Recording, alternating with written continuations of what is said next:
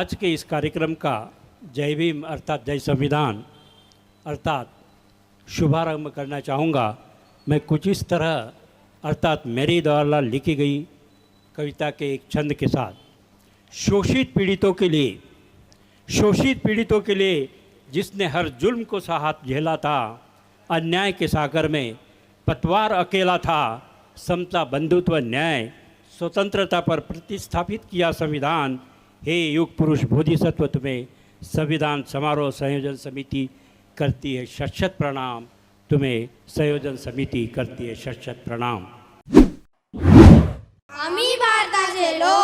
आम्ही भारताचे लोक भारताचे एक सार्वभौम समाजवादी धर्मनिरपेक्ष लोकशाही गणराज्य घडविण्याचा व त्याच्या सर्व नागरिकास सामाजिक आर्थिक व राजनैतिक न्याय विचार अभिव्यक्ती विश्वास श्रद्धा व उपासना यांचे स्वातंत्र्य दर्जाची व संधीची समानता निश्चितपणे प्राप्त करून देण्याचा आणि त्या सर्वांमध्ये व्यक्तीची प्रतिष्ठा व राष्ट्राची एकता आणि एकात्मता यांचे आश्वासन देणारी बंधुता प्रवर्धित करण्याचा संकल्पपूर्वक निर्धार करून आमच्या संविधान सभेत आज दिनांक 26 नोव्हेंबर 1949 रोजी याद्वारे हे संविधान अंगीकृत आणि अधिनियमित करून स्वतःप्रत अर्पण करीत आहोत। जय भीम, जय भीम, जय संविधान। 2 वर्ष 11 महिने 18 दिवस किती सोसल भीमान, पावाच्या तुकड्यावर काढिला दिस तरी थकला ना कामान। साथरमाची बुद्ध धम्माचं मिळालं वरदान, हरपूर्ण भाण जीवाचं करुण राण लिहिलं संविधान। हरपूर्ण भाण जीवाचं करुण राण लिहिलं संविधान।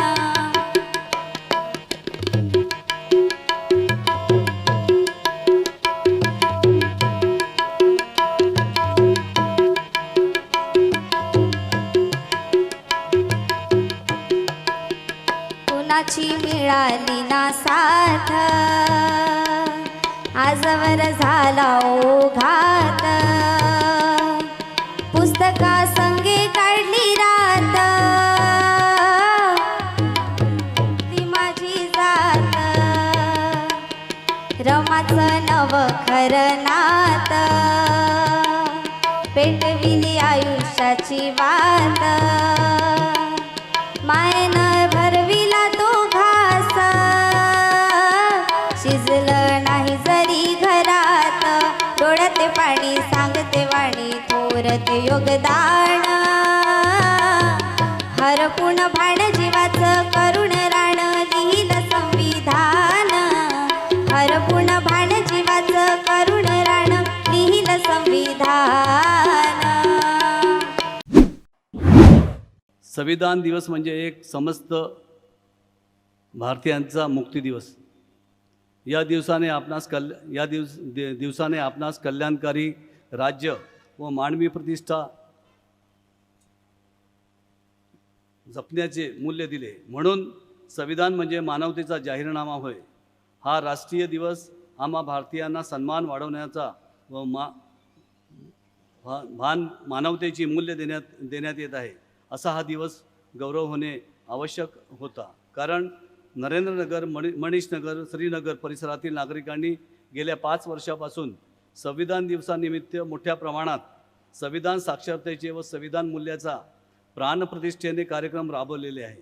या मुक्तिदिनाची आठवण म्हणून दरवर्षी देशातील नामवंत प्रसिद्ध संविधान तज्ज्ञ विद्वान विचारवंत संविधान मूल्याचा जागर करण्यासाठी आमंत्रित केले जातात. यावर्षीसुद्धा 27 तारखेला आम्ही सकाळी 11 वाजतापासून या चर्चासत्राचं आयोजन केलेलं होतं. याकरता डॉक्टर बाबासाहेब आंबेडकरांच्या संविधान सभेला प्रवेश संविधान सभातील जो प्रवेश आहे तो बंगाल प्रांतातून केवळ चांडाल जी जमात होती त्याच्या माध्यमातून महापराग बॅरिस्टर जोगनाथ मंडल यांच्या सक्षम व खंबीर नेतृत्वामुळे शक्य झाले. तसेच राजश्री शाहू महाराज यांचे स्मृती शताब्दी वर्ष व परिवर्तनाची वाटचाल राजश्री शाहू महाराजांचा शिवाय पुनर्वित केली जाऊ शकत नाही. म्हणून लोकराज्य गौरव होणे अगत्याचे आहे. त्यासाठी दोन्ही महापुरुषांचे नावे प्रवेशद्वारावर व सभास्थळातील विचारपीठावर आम्ही नामांकित केलेले आहे. हे वर्ष स्वातंत्र्य अमृत वर्ष, स्वातंत्र्य युद्धात शहीद झालेल्या स्वातंत्र्यवीरांचे बलिदान, हाल अपेष्टा व त्याचा त्याग याचे स्मरण होणे साहजिकच आहे. या सर्वांच्या त्यागामुळेच संविधानाची मूल उदयास आली. म्हणून संविधानाची उद्देशिका व संविधानाची ही मानवमूल्य प्रतिबिंबित झालेली दिसतात.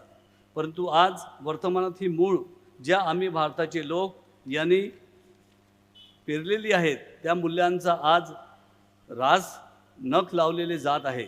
सामाजिक व आर्थिक विषमता दूर झाल्याशिवाय भारतीय लोकशाही टिकू शकणार नाही असा इशारा परमपूज्य डॉक्टर बाबासाहेब आंबेडकर यांनी दिलेला होता. त्याकडे संपूर्णतः दुर्लक्ष होत आहे.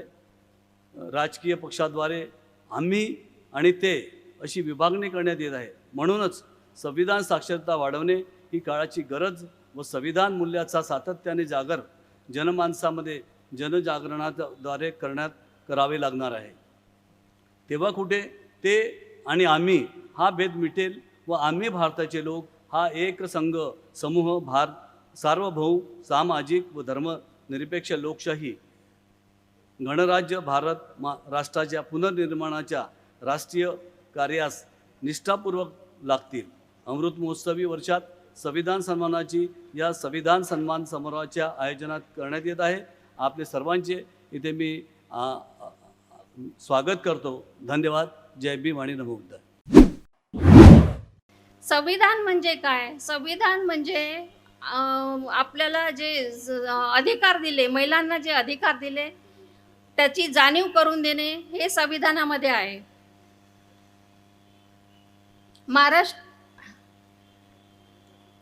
भारतीय संविधानाची प्रास्ताविक आपण वाचन केली पाहिजे व एरियामध्ये आपण संविधानाची जाणीव करण्यासाठी आजच्या दिवसाला जे आपण साजरा करतो त्याची एरियामध्ये समाजामध्ये त्याची जाणीव झाली पाहिजे. त्याकरता आपण मला तर असं वाटते मी जेव्हापासून बाबासाहेबांच्या विचाराशी जुळलेली आहे, जिजाऊंच्या विचाराशी जुळलेली आहे, आंबेडकर थॉटमध्ये मी MA केलं त्यापासून मी निर्धार केला आणि मी प्रास्ताविका आणि जिजाऊ वंदना मी रोज वाचते.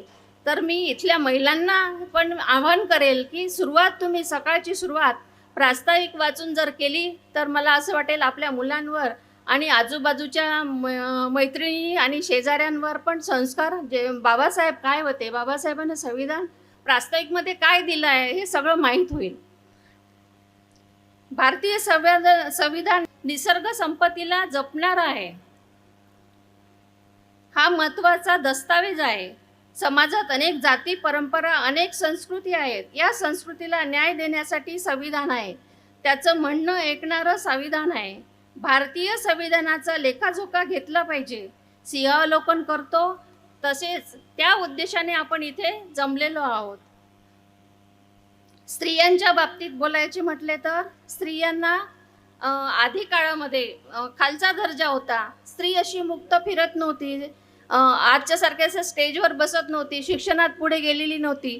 पण महात्मा फुलेंनी त्यावेळेला सोबत सावित्री आईंनी आणि सोबत फतिमा शेख मुस्लिम महिला होती, तिने शिक्षणाचा दारं उघडे करून दिली. महिलांना पहिल्यांदा शिक्षणाची सुरुवात झाली आणि महिला शिकू लागल्या, सुशिक्षित झाल्या आणि आज मोठमोठ्या पदांवर आपल्या महिला आहेत.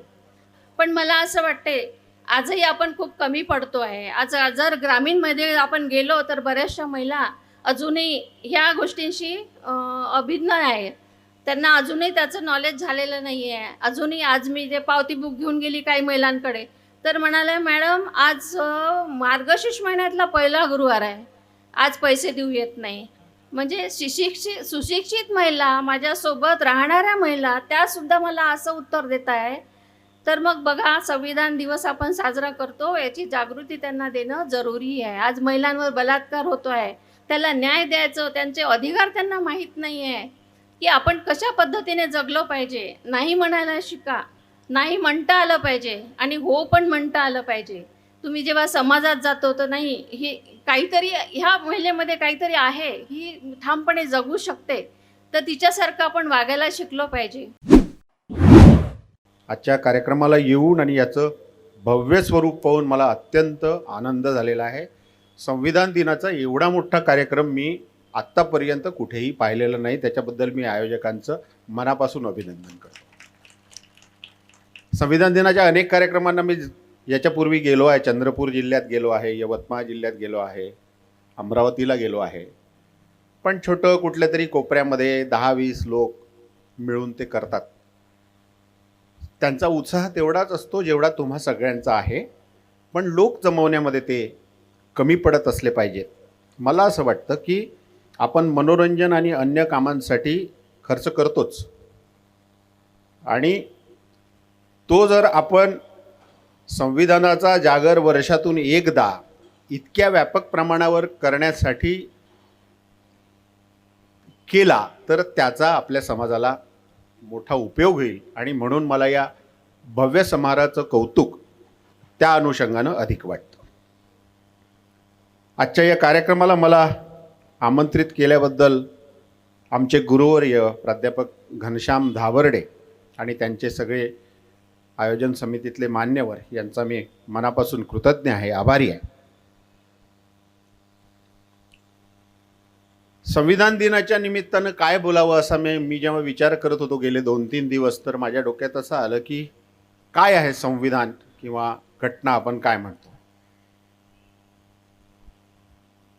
तर कंपन्यांमध्ये एक मिशन स्टेटमेंट असते. मोठी कंपनी जेव्हा चालवली जाते तिचं एक मिशन स्टेटमेंट असतं. तर माझ्या मते भारतीय राज्यघटना हे भारत नावाच्या देशाचं मिशन स्टेटमेंट आहे. The biggest statement that is the leading guide of this nation is an Indian constitution.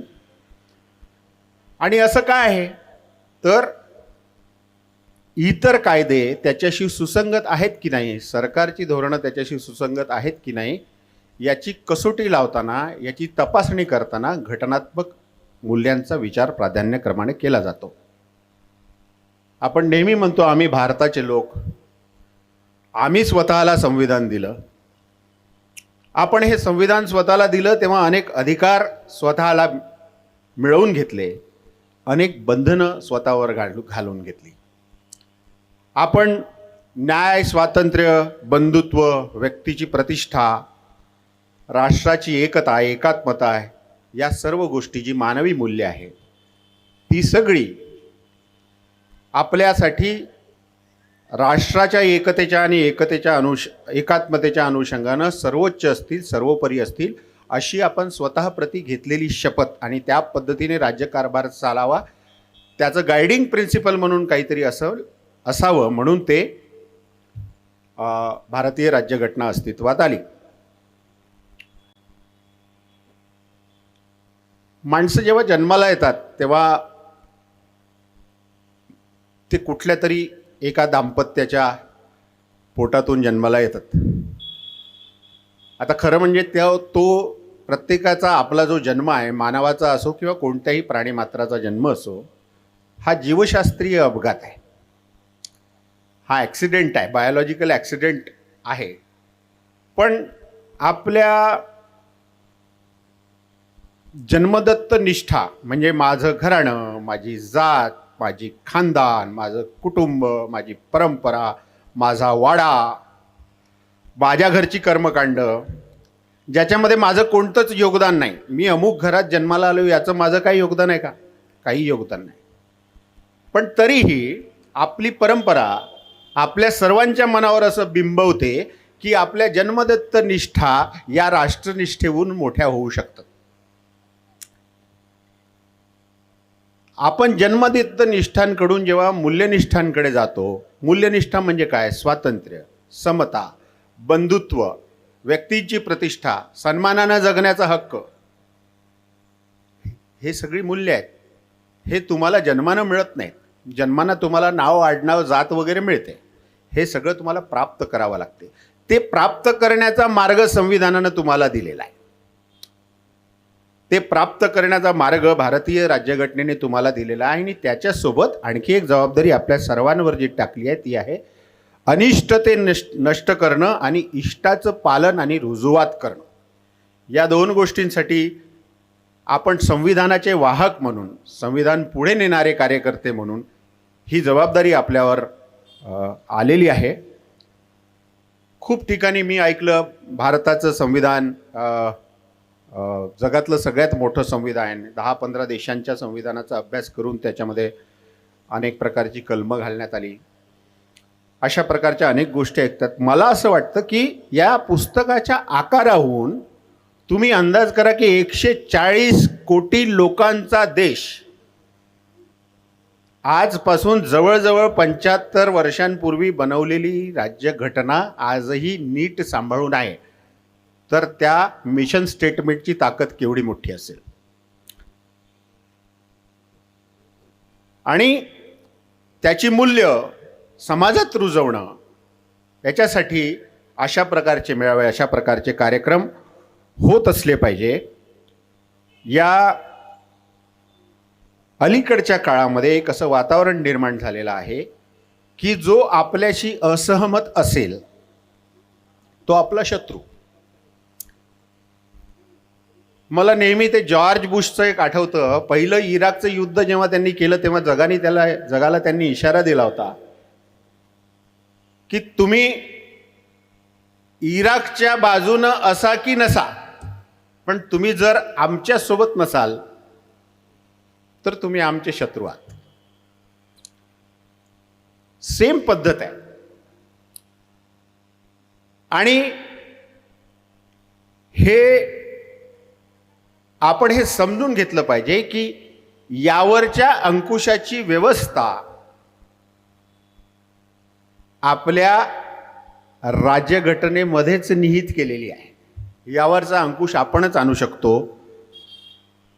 आणि असहमतीचा स्वर जो आहे तो मोठ्या प्रमाणामध्ये व्यापक करू शकतो, तो पसरवू शकतो. आमचे रणजितदादा त्यांच्या फेसबुक पोस्टवर नियमितपणे लिहित असतात. मी नियमितपणे ते वाचतो. तुमच्यापैकी प्रत्येकाने ते वाचावं, फार उद्बोधक असतं. एकूण जे आपलं समाजकारण चाललेलं आहे ज्या दिशेनं, त्याच्याबद्दलचं फार ते विवेचन असतं. असं म्हणतात की there can be no democracy without dissent. असहमतीशिवाय लोकशाही असू शकत नाही. आणि जर आपण असहमतीच निकालात काढण्याची तयारी करत असू तर 1980 मध्ये नॉम चॉम्स्की नावाच्या अमेरिकन तत्त्वज्ञानी असं सांगितलं होतं की एक मॅन्युफॅक्चरिंग दी कन्सेंट नावाची कल्पना आहे. म्हणजे आम्ही सहमतीचं उत्पादन करून घेऊ. तुम्ही आमच्याशी सहमत होत नसाल तर आम्ही सहमतीचं उत्पादन करून घेऊ आणि त्याच्यासाठी प्रचंड प्रोपगंडा आणि प्रचंड प्रकारचं प्रचारतंत्र वापरू. आणि असं त्या काळच्या मास मीडियामध्ये वापरलं गेल्याची उदाहरणं त्यांनी त्याच्या ग्रंथामध्ये मांडलेली आहेत. तुमच्यापैकी कुणीही ते वाचू शकतं. आता ह्या बदलांची जी तरतूद आहे ही जर ही पुढे न्यायची असेल तर आपल्या ज्या मी सुरुवातीला म्हणालो त्याप्रमाणे आपल्या संकुचित निष्ठांहून आपली राष्ट्रनिष्ठा ही श्रेष्ठ झाली पाहिजे. आपली राज्यघटना जी आहे ती मानवता, सामाजिक समता, बंधुत्व, न्याय अशा उदात्त अशा मूल्यांनी ओतपोत भरलेली अशा प्रकारची ही घटना आहे. आणि या अनुषंगानेच ज्येष्ठ घटनातज्ञ आणि माजी न्यायाधीश S.H. कपाडिया यांनी असं उल्लेख या संविधानाच्या संबंधी केला आहे की आपण जर आपल्या संविधानाचं अवलोकन केलं, त्याच्यातली मूल्य वाचली, तर आपल्याला मूल्याच्या संबंधी जगातील कोणताही ग्रंथ वाचण्याची गरज नाही, अशा प्रकारचा उल्लेख त्यांनी संविधानाच्या अनुषंगाने केलेला आहे. डॉक्टर बाबासाहेब आंबेडकरांचं हे संविधान जे आहे हे आपल्या देशाच्या दृष्टिकोनातून मार्गदर्शक आहेत, परंतु मला असं वाटतं की जगाने आदर्श घ्यावा अशा प्रकारचा आदर्शात्मक आराखडा या संविधानाच्या स्वरूपामध्ये बाबासाहेबांनी मांडलेला आहे. महात्मा फुलेंनी या ठिकाणी स्त्रियांना शिक्षण देण्याच्या संदर्भामध्ये शाळा सुरू केलेली होती आणि त्या शाळामध्ये मुक्ता साळवे नावाची एक मुलगी होती. मुक्ता साळवेने 1852 मध्ये एक निबंध वाचला आणि त्या निबंधामध्ये त्यांनी 2 प्रश्न उपस्थित केलेले होते.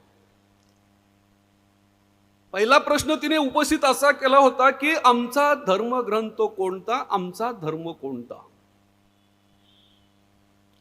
मला असं होतं की 1852 मध्ये मुक्ता साळवेने आपल्या शाळेच्या निबंधामध्ये जो उल्लेख केला होता त्याचं उत्तर बाबासाहेबांनी 1950 मध्ये दिलं, 56 मध्ये दिलं. मुक्ता साळवेच्या प्रश्नाचं उत्तर त्यांनी दिलं की या ठिकाणी आमचा धर्म कोणता, आमचा धर्मग्रंथ कोणता आहे, तर बाबासाहेबांनी या ठिकाणी संविधान हा जगातला आणि देशातला सर्वात मोठा धर्मग्रंथ देण्याचं काम बाबासाहेबांनी केलं. आणि 1956च्या वेळेला बाबासाहेबांनी एक आदर्श धर्म देण्याचं काम केलं, बुद्ध आणि धम्म देण्याचं काम केलं. आणि डॉक्टर बाबासाहेबांचे हे संविधान जे आहे, हे संविधान म्हणजे आमच्या दृष्टिकोनातून केवळ मार्गदर्शक नाही आहेत, तर तमाम माणसाने माणसाशी कसं वागावं या संबंधी घातलेले निर्बंध देखील आहेत किंवा या संदर्भामध्ये असलेल्या कल्पना देखील याच्यामध्ये आलेल्या आहेत. आणि म्हणून हे संविधान जे आहे हे इतर संविधानापेक्षा वेगळं आहे आणि हे संविधान जे आहे हे 26 नोव्हेंबर 1949 रोजी देशाला अर्पण झालं, परंतु हे संविधान 26 जानेवारी 1950 ला अंमलात आलं. आता संविधान हे 1950 ला तयार झालं आणि 1950 ला त्याची अंमलबजावणी का झाली, तर त्याचं एक कारण आहे. 29 डिसेंबर 1929 ला नेहरू काँग्रेस एक अधिवेशन झालेलं होतं आणि या काँग्रेसच्या अधिवेशनामध्ये त्यांनी आपल्या देशाला संपूर्ण स्वातंत्र्य द्यावं अशा प्रकारची मागणी केलेली होती. असा एक ठराव नेहरूंनी 750 शब्दाचा ठराव केला होता आणि त्यांनी सांगितले होते की पुढच्या महिन्याच्या रविवारपर्यंत आम्हाला हे संपूर्ण स्वातंत्र्य पाहिजे, अशा प्रकारचा हा ठराव मांडला. ती शपथ महात्मा गांधींनी दिलेली होती, परंतु पुढच्या महिन्याच्या शेवटच्या रविवारपर्यंत हे स्वातंत्र्य दिलं नाही, परंतु त्या ठिकाणी ते स्वातंत्र्य मानले गेलं, ध्वजारोहण करण्यात आलं होतं आणि तो दिवस जो होता तो 26 जानेवारी होता. आणि म्हणून ते 26 जानेवारीचं औचित्य घेऊन या ठिकाणी आपलं संविधान जे आहे हे 26 जानेवारी 1950 ला अस्तित्वात आलेलं दिसून येतं. आणि म्हणून 15 ऑगस्ट ते 26 जानेवारी 1950 पर्यंत कुठल्याही प्रकारचं राष्ट्रगीत न म्हणता या ठिकाणी ध्वजारोहण झालेलं आहे. तर अशा प्रकारचं हे संविधान या ठिकाणी आलं, जसं आता उल्लेख केला की जगामधलं सर्वात मोठं लिखित संविधान आहे. सर्वात मोठं लिखित संविधान कशाच्या अर्थाने की त्या ठिकाणी असलेली कलम जी आहेत ही कलम जगातील ज्या काही संविधान आहेत त्या संविधानापेक्षा अधिक आहे. सर्वात कमी कलम असणारं जे संविधान जे आहे ते अमेरिकेच्या संविधानामध्ये केवळ 7 कलम आहेत. कॅनडाच्या संविधानामध्ये 147 कलम आहेत. दक्षिण आफ्रिकेच्या संविधानामध्ये 153 कलम आहेत. थायलंडच्या संविधानामध्ये मात्र थोडंसं जास्त आहे, 117 आहेत. आणि आपलं संविधान जे आहे ते 395 कलमाचं आहे. खरं तर मेश्रामजी 395 कलमाला सुद्धा थोडासा वेगळा अर्थ आहे असं मी मानतो.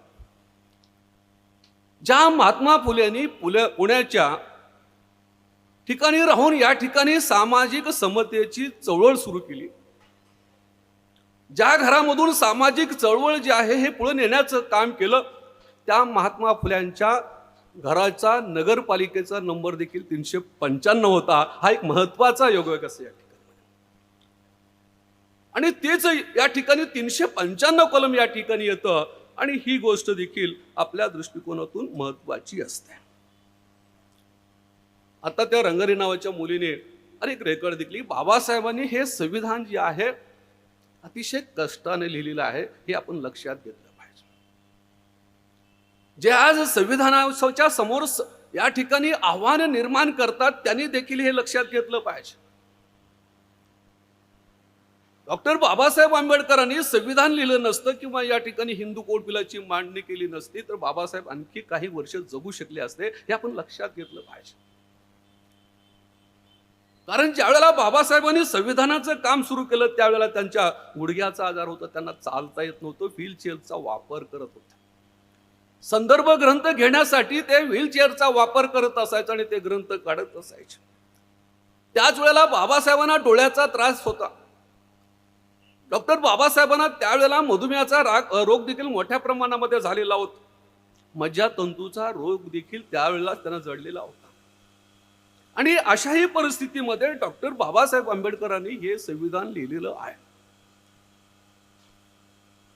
मला असं वाटतं की या अनुषंगाने एकच पुरावा आपल्याला देतो की डॉक्टर बाबासाहेब आंबेडकरांनी 31/8/47 कमलाकर चित्रे यांना एक लिहिलेलं पत्र आहे. कमलाकर चित्रे हे बाबासाहेबांच्या अतिशय जवळचे होते. पी सोसायटीचे ते पहिले रजिस्ट्रार होते. आता त्या पत्रामध्ये बाबासाहेब काय लिहितात लक्षात घ्या. त्या पत्रामध्ये बाबासाहेब म्हणतात की कमलाकर, गेल्या 15 दिवसामध्ये मी 1 मिनिट देखील झोपलेलो नाही.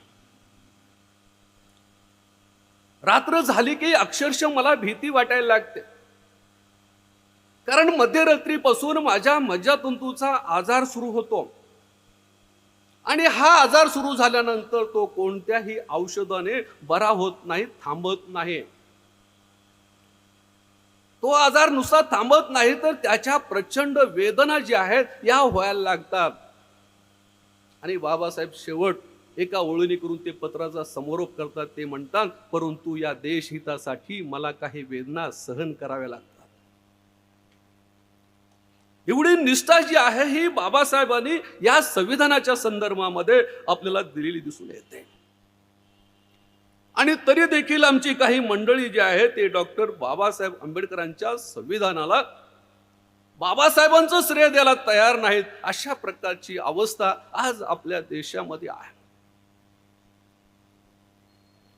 पंडित जवाहरलाल नेहरूंनी या ठिकाणी राष्ट्रपतींनी सांगितले की भारतीय घटनेचे शिल्पकार डॉक्टर बाबासाहेब आंबेडकर आहेत. बेचूर नावाचे घटना तज्ज्ञ होते, त्यांनी सांगितलं की बाबासाहेबांचं हे संविधान किंवा त्यांनी लिहिलेला अधिकार कुणालाही नाकारता येत नाही. बाबासाहेबांनी या शब्दामध्ये केवळ शब्द घातले नाही तरी त्यांनी आपला जीव ओतलेला आहे, अशी कल्पना बेचूर मांडतात. अंबेडकरवादी ना पहले डरते थे किसी से, ना आज डरते हैं. जिससे जो किया जाए कर ले. हम बाबा साहब के मिशन को चलाएंगे आगे. दुनिया की कोई ताकत रोक नहीं सकती. आज की सभा में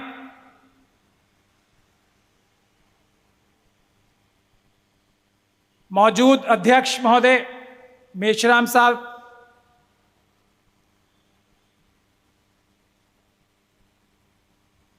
धर्मेश साहब और स्वागत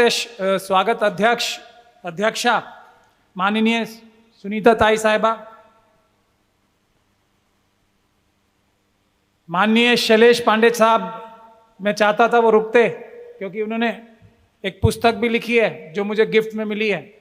मैं उसके बारे में कुछ कहना चाहता था, उनके सामने कहता तो बेहतर रहता, लेकिन क्योंकि रिकॉर्डिंग हो रही है तो वो जरूर सुन लेंगे उसे।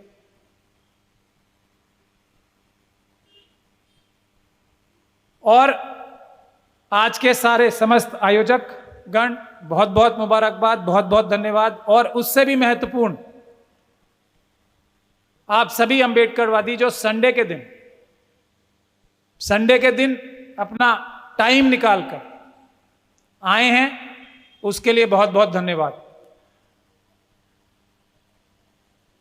निश्चित रूप से ये देश आपकी ये उपस्थिति, और अगर इतने लोग ही अंबेडकरवाद का मिशन, हमारे संविधान का मिशन अपने हाथ में ले लें तो सिर्फ थोड़ा टाइम लगा के तो पूरा महाराष्ट्र जो है अंबेडकरमय हो जाएगा, इतने लोग ही।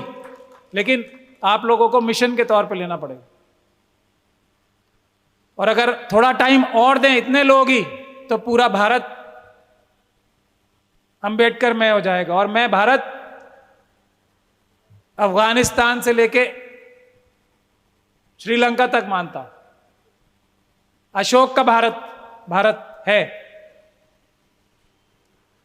मनुवादी मानसिकता का भारत छोटा है, अशोक का भारत, बुद्ध का भारत, बाबा साहब डॉक्टर भीमराव अंबेडकर का भारत बड़ा है, बहुत बड़ा।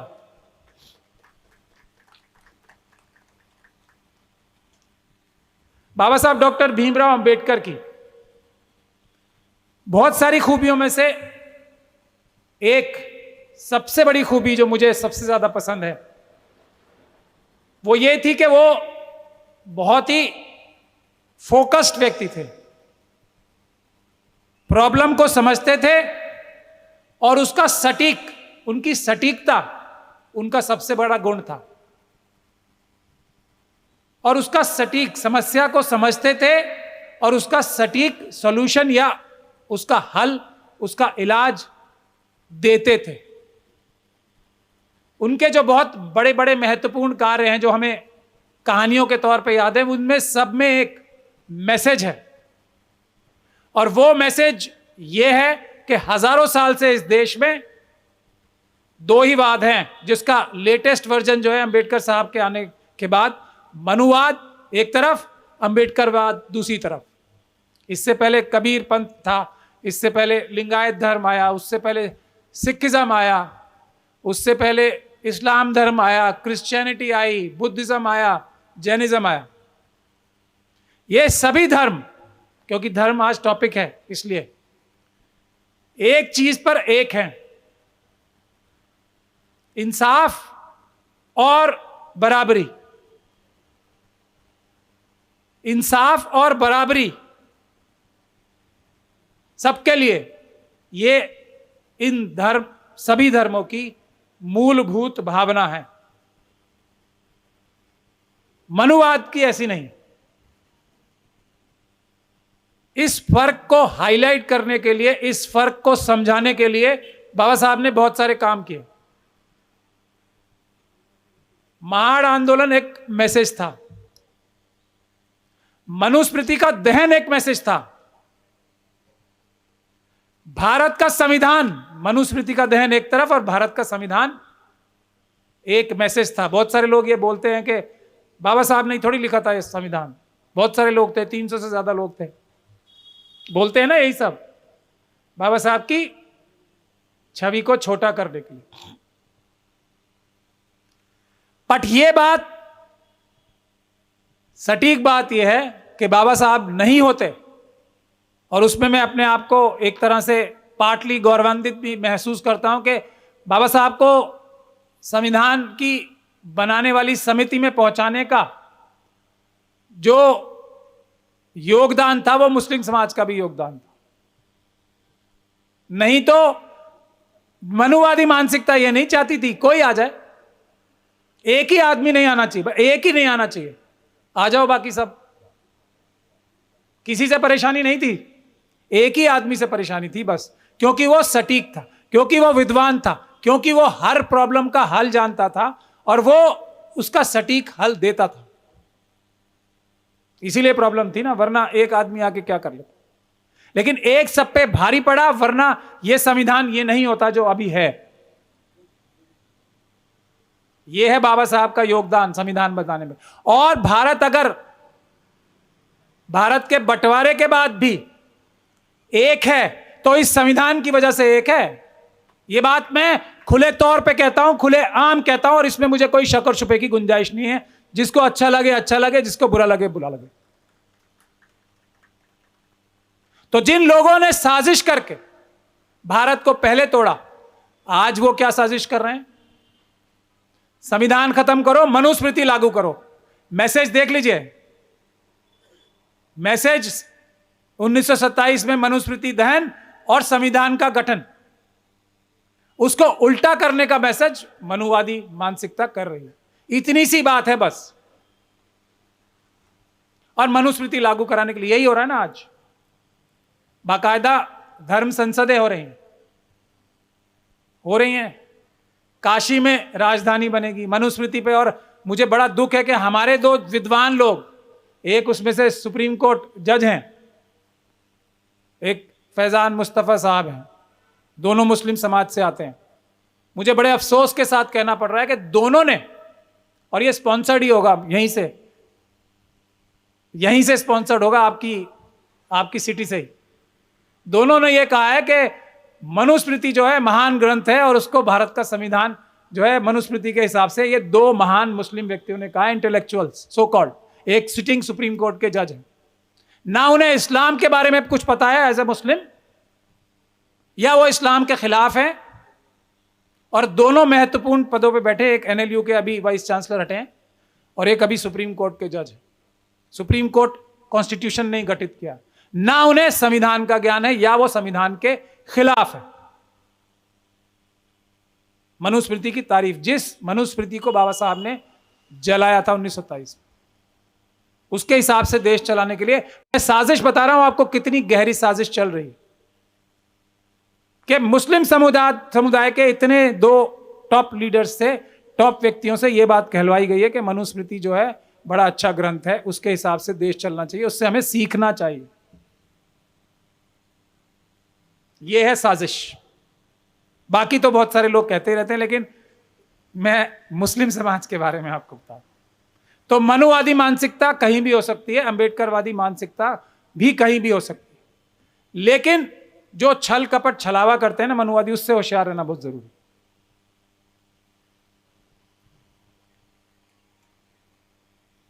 तो बाबा साहब ने जो ये संविधान बनाया, फोकस्ड है ये भी। अब 1934 को हम सब याद कर लेते हैं, और 1934 के में मुझे ये गिफ्ट दी गई है यहां पे। 1934 से ही मुझे याद आ गया, ये गिफ्ट अशोक कुमार पांडे साहब की लिखी हुई मुझे यहां बाबा साहब की याद में एक अंबेडकरवादी को, संविधान दिवस पे एक अंबेडकरवादी को मुझे ये किताब गिफ्ट में मिली है। मैं बहुत आयोजकों का धन्यवाद भी करता हूं और अशोक कुमार पांडे साहब का भी बहुत धन्यवाद करता हूं। यह है उसने गांधी को क्यों मारा। तो ये शायद मुझे इसलिए दी गई है कि मैं बाबा साहब की कठिनाइयों पे भी कुछ रोशनी डालूं और इसको भी थोड़ा बहुत इस पे भी बोलूं। मैं क्या बोलूंगा, बाबा साहब ने ही बोला था एक बात तो 1954 में, that Gandhi is no Mahatma. बोला था ना बाबा साहब ने बीबीसी के इंटरव्यू में, महात्मा नहीं है गांधी जी, बोला था ना। हम लोग तो अंबेडकरवादी हैं, हम ये मानते हैं कि जिसने संविधान बनाया, जिसने देश को इकट्ठा रखने के लिए डॉक्यूमेंट बनाया, जो हमारे देश की रूह है, आत्मा है, भारत का राष्ट्रपिता अगर कोई हो सकता है तो बाबा साहब डॉक्टर भीमराव अंबेडकर ही हो सकते हैं। हमारा तो ये मानना है। कुछ लोगों का नहीं है, उससे कोई फर्क नहीं पड़ता। 90% लोग तो अंबेडकरवादी हैं देश में। मित्रांनो, लातूरवरून आलेले डॉक्टर सुरेश वाघमारे आणि दिल्लीवरून आलेले ॲडव्होकेट महमूद पात्रा,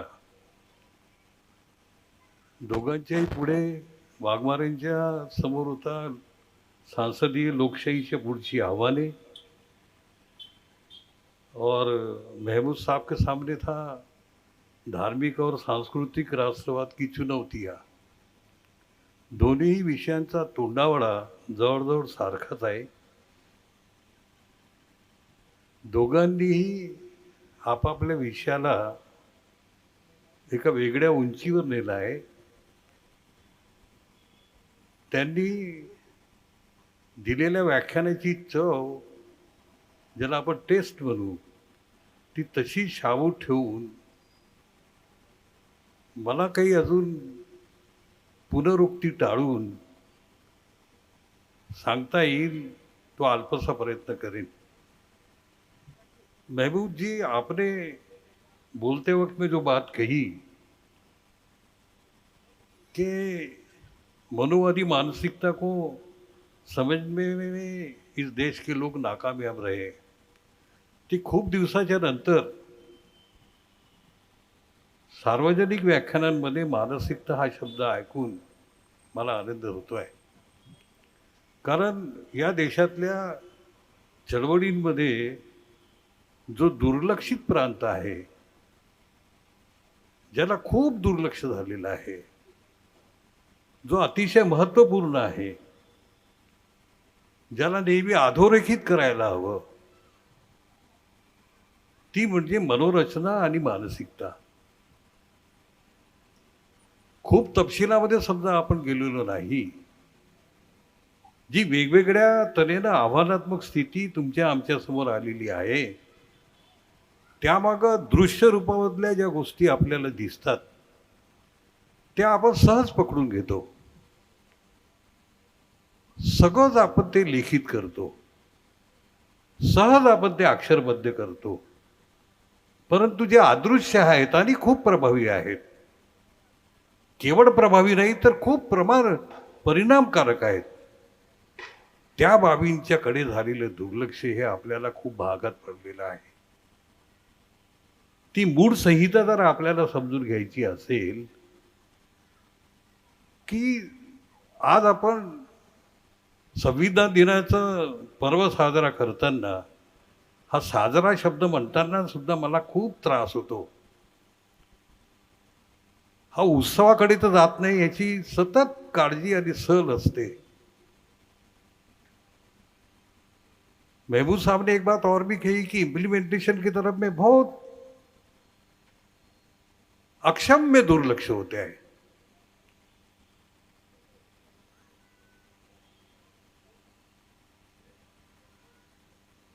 देश स्वतंत्र झाला 1947ला, माणसं नव्हती, जल्लोष नव्हता. दिल्लीला स्वातंत्र्याचा ध्वज घेताना ती माणसं किती आनंदित झाली होती. देश आनंदित झाला होता, माणसंच होती ना. तेव्हा हिंदू माणसं नव्हती असं नाही आहे. तेव्हा देशाची लोकसंख्या 40 कोटी होती, आज 140 आहे. अत्यंत द्रुत गतीनं माणसांची संख्या वाढत गेली.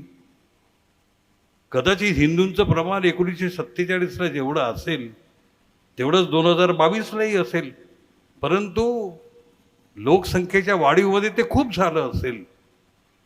हा 1947 ते 2014पर्यंत हाच माणूस हा इतका ताठर का नव्हता? मग माणूस तर तोच होता, तोच हिंदू होता, तीच माणसं होती, तीच या देशातली माणसं होती. ती माणसं तशी घडवत गेली, त्यांची मानसिकता तशी घडवण्यात आली, त्यांची मनोरचना त्या दिशेनं नेण्यात आली. ती कशी नेण्यात आली, कुणी नेली, कसकशी नेली, हेच आपण समजून घेतलं नाही आणि ते आपल्या दुःखाचं मूळ कारण आहे. खूप आपण पसरट पद्धतीने या संबंध गोष्टींचा उहापोह करू, खूप आपण दाखले देऊन या सगळ्या गोष्टी सांगत बसू. मला कधी कधी बाबासाहेबांच्या विषयीचं सांगताना लोक किती सांगतात, का सांगू नये रे? ती माणसं म्हणजे जी माणूस म्हणून जगतच नव्हती, त्या माणसाने माणसात आणलं, जी अस्तित्व शून्य होती ती अस्तित्व पूर्ण केली. केवळ अस्तित्व पूर्ण केली एवढंच नाही आहे, तर ती एक मोठा आकार देणारी ती माणसं घडली. त्या माणसाने त्या महापुरुषाच्या विषयीची कृतज्ञता करू नये असं मी कसं म्हणेन. पण ते कृतज्ञतेमध्येच संबंध पिढ्या संपवाय काय असा कधी कधी प्रश्न येतो. माझा मुलगा खूप मोठा झाला, मी कौतुक केलं पाहिजे, याच्यात काहीच मुद्दा नाही आहे, कौतुक केलं पाहिजे. परंतु सगळ्याच समारोहावर, सगळ्याच विचारसरणीवर, सगळ्याच गोष्टींवर जर कालचंच समजा प्रभुत्व असेल, मी आज आणि उद्याकडे पाहणारच नाही. मी मूल्यमापन करताना मी आज काय करू आणि उद्या काय करायचं आहे याची मी दिशा ठरवणारच नाही. मी कालच्या संबंध गोष्टींमध्येच मी रममान होत जाईन. एका अर्थाने मी हिंदू मानसिकतेचाच बळी पडतो की काय असं आहे. हिंदू मानसिकतेच्या विरुद्ध लढताना संबंध लोक हे कालमध्ये रमले पाहिजे याचाच त्यांचा लढा आहे. त्यांनी आपले संबंध निदान जे आहेत, सगळे सोल्युशन जे आहेत ते कालकडे पाहावं. बाबासाहेब म्हणतात कालमध्ये रमू नको राजा, उद्याच पहा. या संबंध गोष्टी करताना उद्या कसं घडता येईल ते पहा. बाबासाहेब सुद्धा सांगताना, आता एक प्रसंग तुम्हाला माहिती आहे परंतु तो अनुल्लेखाने दाबून गेला आहे,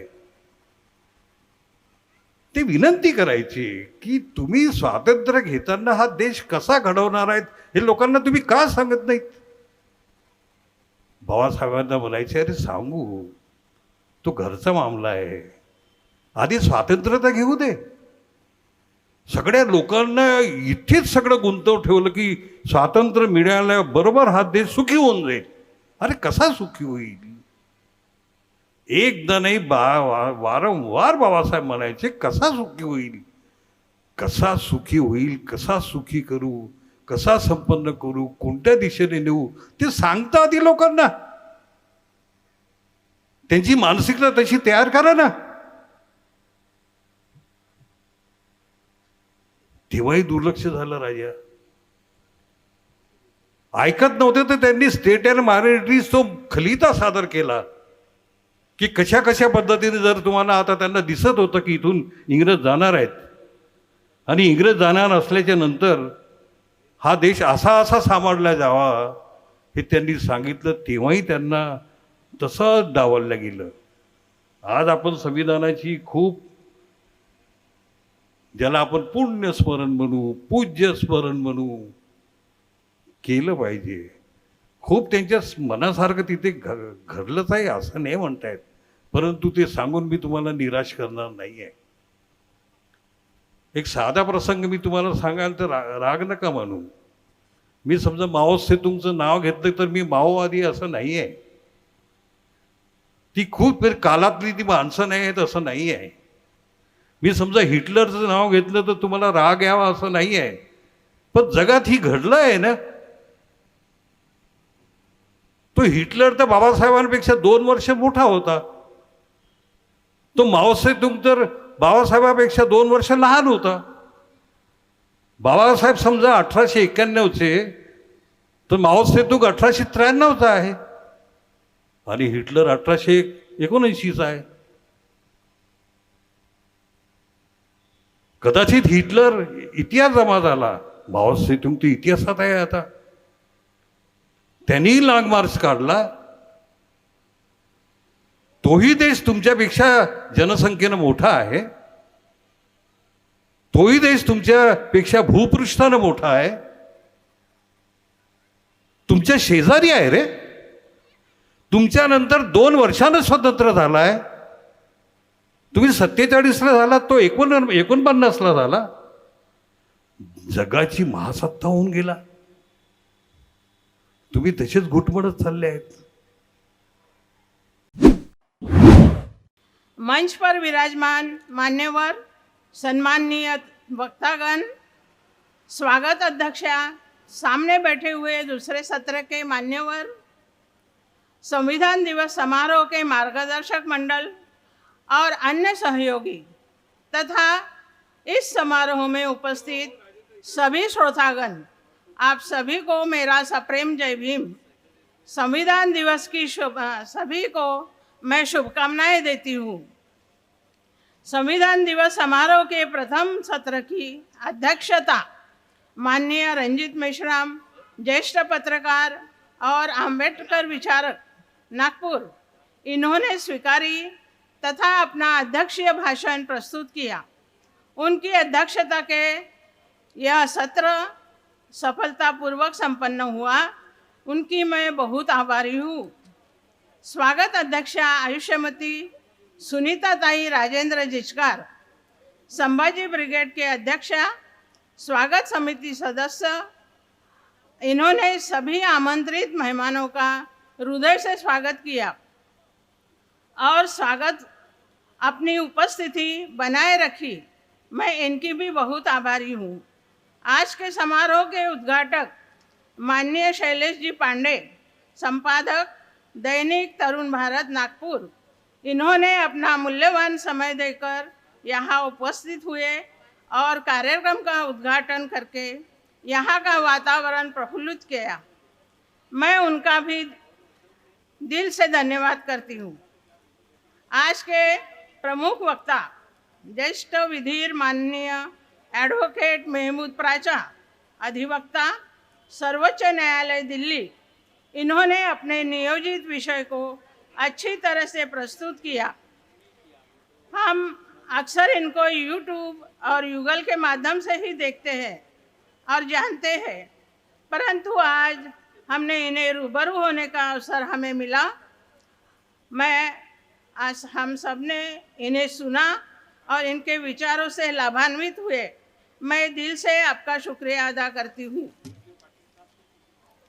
समारोह के दूसरे वक्ता माननीय प्राचार्य डॉक्टर सुरेश वाघमारे, इनके वक्तव्य से हम सब प्रभावित हुए और लाभान्वित भी हुए। मैं आपकी भी बहुत आभारी हूँ। कार्यक्रम की प्रस्तावना माननीय धर्मेश प्रसेनजीत, इन्होंने विस्तार पूर्वक की और हमें कार्यक्रम की बारीकियों से अवगत कराया। मैं उनका बहुत धन्यवाद करती हूँ। मैं इस सत्र का सूत्र संचालन सुचारू ढंग से करने के लिए अशोकानंद देशभतर जी, इनको धन्यवाद देती हूँ। संविधान दिवस समारोह की शुरुआत उद्देशिका पठन और संविधान गीत से हुई, जिससे सुबह का माहौल और भी खुशनुमा हुआ। मैं सभी कलाकारों का धन्यवाद करती हूँ।